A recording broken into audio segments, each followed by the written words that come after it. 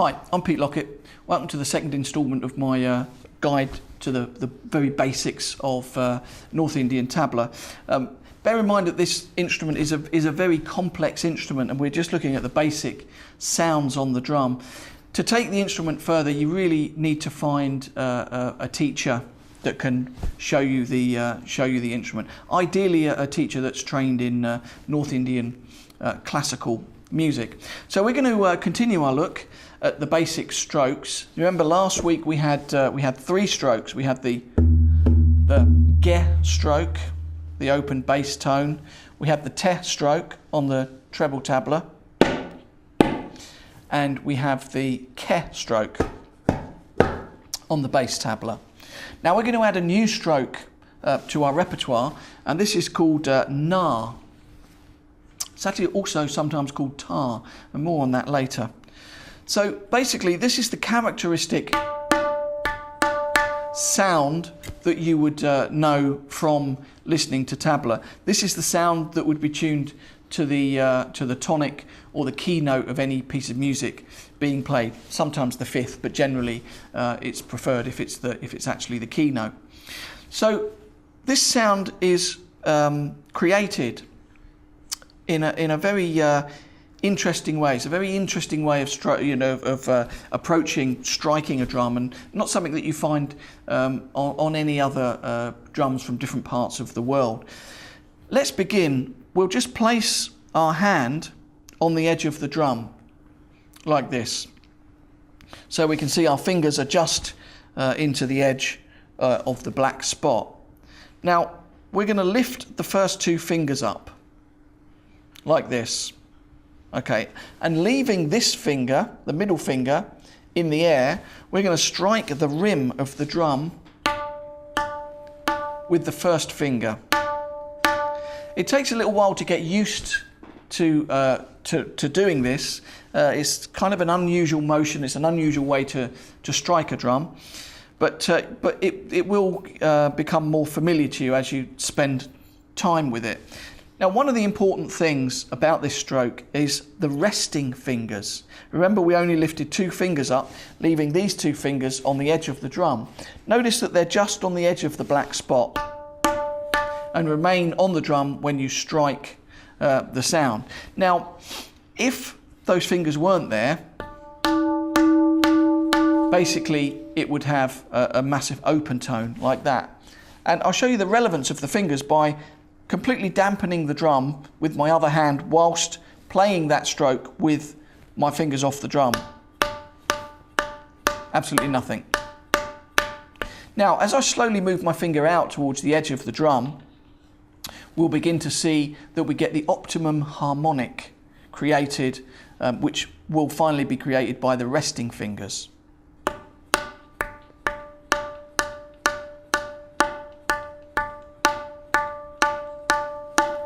There's the ideal position. Now it's too resonant and open.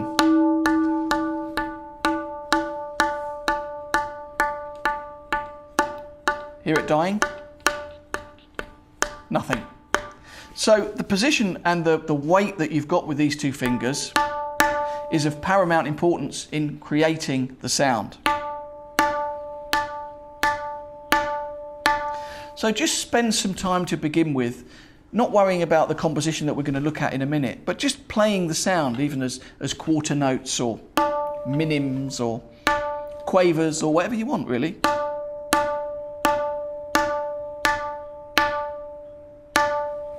Notice how it's resonant and ringy and very woody. Actually, the shell of the tabla is very thick. It's solid wood pretty much through to here, so you're hitting on the top of the wood.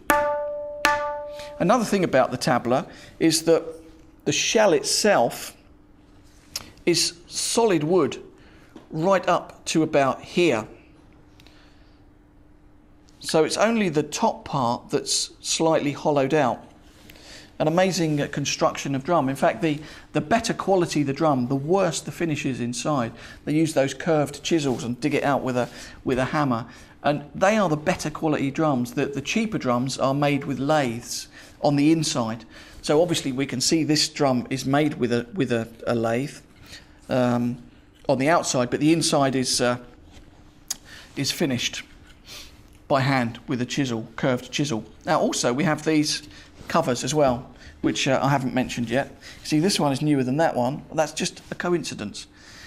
Now these are very important. People often ask me, why are the drums covered? And obviously, in India it's very hot. There's often direct sunlight. It's really to keep the tuning, the tuning accurate. They're very, very temperamental drums with humidity change, or direct sunlight or heat, cold, different things. So pretty much it's to keep the tuning right. I mean, I tie them on just so it's easy.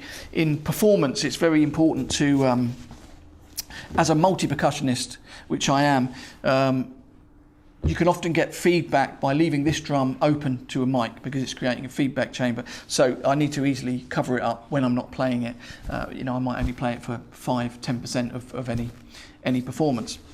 So anyway, we're going to move on to our second composition, which is also a qaida, which remember from last time is a theme and variation composition. We're going to be using some of the same strokes that we did last time, but we're also going to be adding in our na stroke. So the syllables of the first line of our theme, ge, ge, te, te, ge, ge, na, na, ge, ge, te, te, ge, ge, na, na.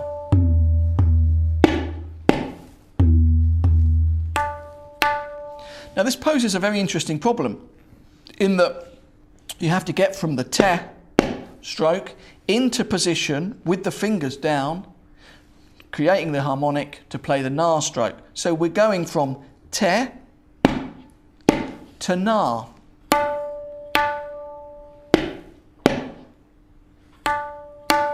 Sometimes it's good to split these components out. So I've just taken the left hand out and just played that so we can really concentrate on that movement. Ge, ge, te, te, ge, ge, na, na.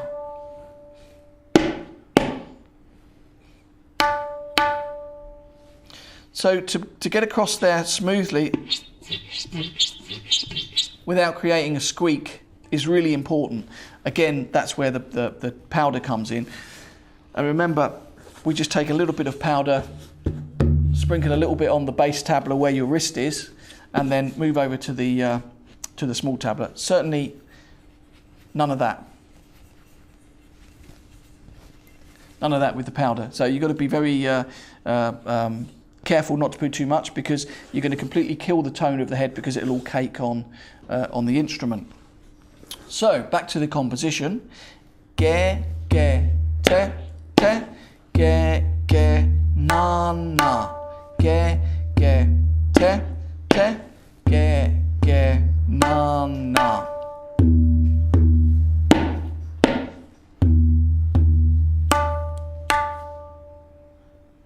So now we're going to look at line 3 of the theme, which is pretty much the same, but instead of gege, we've got keke. So we have ke, ke, te, te, ke, ke, na, na.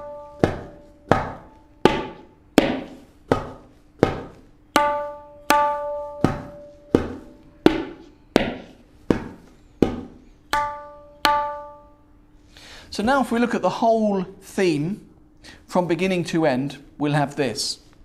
Ge, ge, te, te, ge, ge, na, na. Ge, ge, te, te, ge, ge, na, na. Ke, ke, te, te, ke, ke, na, na. Ge, ge, te, te, ge, ge, na, na. Ge, ge, te, te, ge, ge, na, na. Ge, ge, te, te, ge, ge, na, na. Ke, ke, te, te, ke, ke, na, na. Ge, ge, te, te, ge, ge, na, na.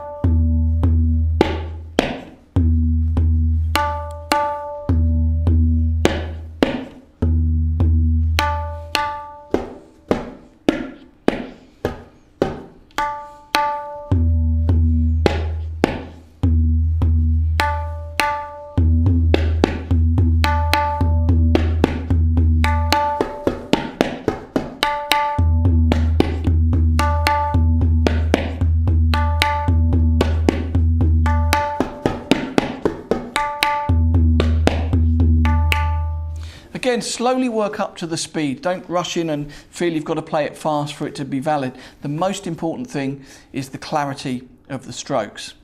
Now, ge and te is the same as last time, 3-1, 3-1. So there's no difference there.